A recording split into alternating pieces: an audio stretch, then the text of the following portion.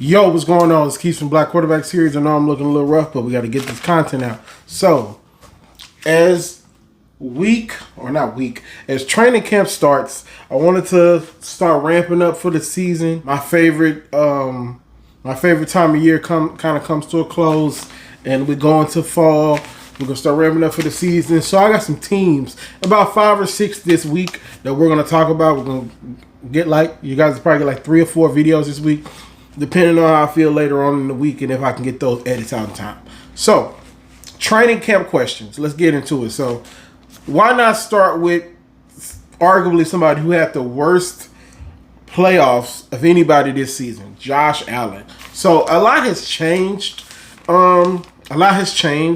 They fired their coach. They hired Joe Brady. They moved Joe Brady up. They got who almost spoiled mother thing. They moved Joe Brady up, and a lot of the things in their land is pretty much the same.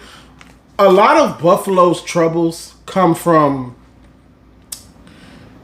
Josh Allen, and I don't even want to make that as blatantly as I can. But when you play that bad in a playoff game, when the field was wide open for you, no Josh Allen, no Joe Burrow, no Patrick Mahomes, no Lamar Jackson. Or, no Lamar Jackson, no Joe, no Pat. And you would have had to see Jalen that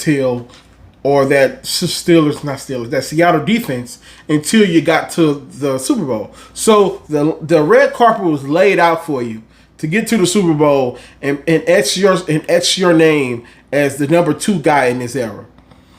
Because for me, at this point, it's personal preference, whether you're taking Lamar or you're taking Josh. I think it's easy, but I could see the case for Josh, right?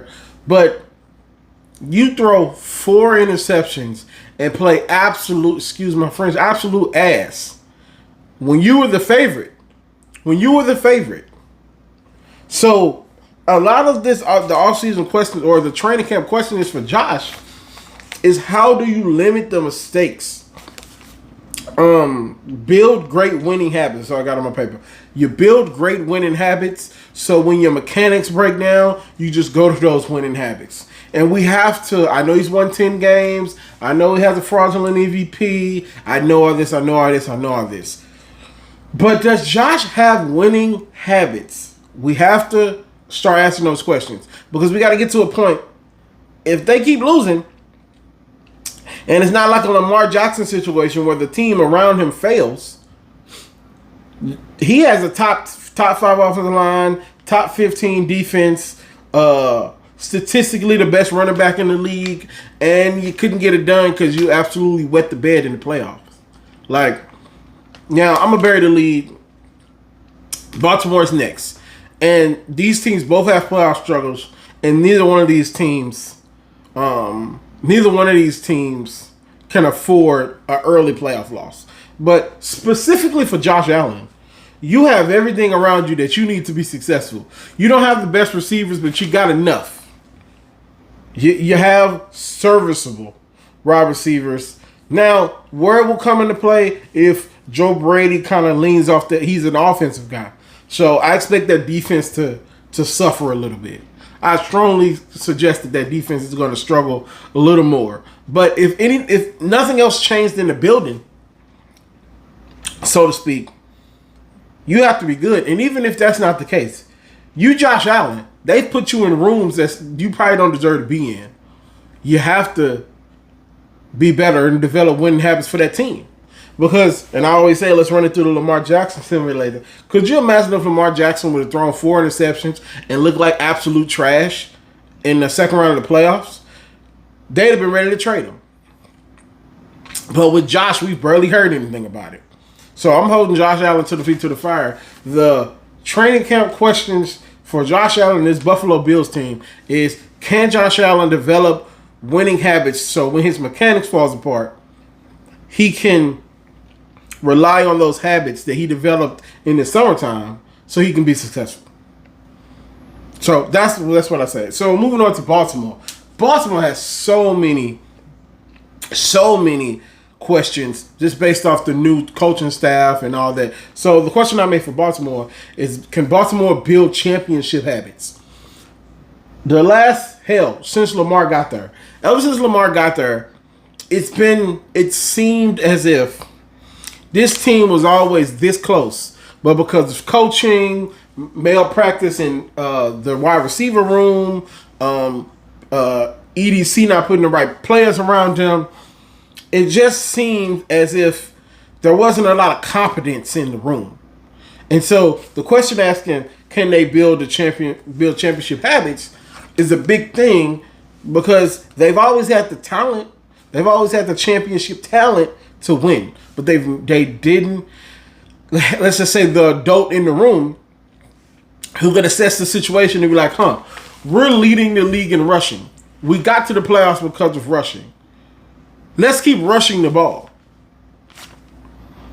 Let's keep rushing the ball. Like, why are we not rushing the ball 20 times in the playoffs? We ever trying to prove that Lamar Jackson can sling the rock, which he can sling the rock, but that's not what got us here. A combination of both is what got us here. A little bit of running, a little bit of passing. So, along with all these new pieces, can these pieces gel together and excel quickly? Because, first of all, rest in peace to Calais Campbell's mom. I saw all the posts. He recently lost his mom. I don't expect to see Calais until maybe around end of July or something like that. That's a major loss. And so he's a part of this, but he's a vet. He'll be okay. I expect him to be ready to go by preseason, but that's going to be heavy on his mind for a long time. The rest of his life, actually. Can the coaches get the players to believe? Can the coaches get the players to buy in? So we've seen a lot of the early signs of that they are getting the players to believe in, getting the players to believe. So I don't really think that's a big problem, but there's a difference between believing in training camp, believing in off-season workouts, or believing when you're down 10-7 in the fourth quarter in Week 18 against Pittsburgh to get to the playoffs. Are they going to believe you then? That's what I need. There has to be a foundation of belief that, honestly, I hate to keep bringing them up, what was lost when Harbaugh was the coach. They stopped believing in him, which is one of the reasons that we got a lot what we got, and we got a lot of side disses, and we got a lot of all this other BS. And when you got professionals when you got professionals going hard in weeks, 15 and 17, when this is a pro organization, players don't tend to stop believing in you. So, what's the other thing? Not Namde. Is Namde going to play real minutes this year? The defense looks stacked. The defense looks like it's going to get back to top 10 status. I fully expect the defense to have top 10 status. But is Namde going to be back? Because if Matter BK is back, we're talking about a whole different type of animal. We're talking about the best line in the league if we can get Namde back. So that's a huge question. I'm not going to put too much on it. He's ramping up. If we see him at training camp day one, it'll be a blessing. If we don't see him till preseason, that's a blessing. Hell, if we don't see him till week 5 or 6, that's a blessing. If we can get him on the field and play the whole season, when he gets on the field and he plays the rest of the season, that's what we need. And I wouldn't rush him back. We won't need him till it get a little cold outside, get a little frigid. We won't need him till then. So that's really what I think. That's what I think. So that's video 1 of my training camp questions. I'll see you guys tomorrow for the next 2 teams. Peace.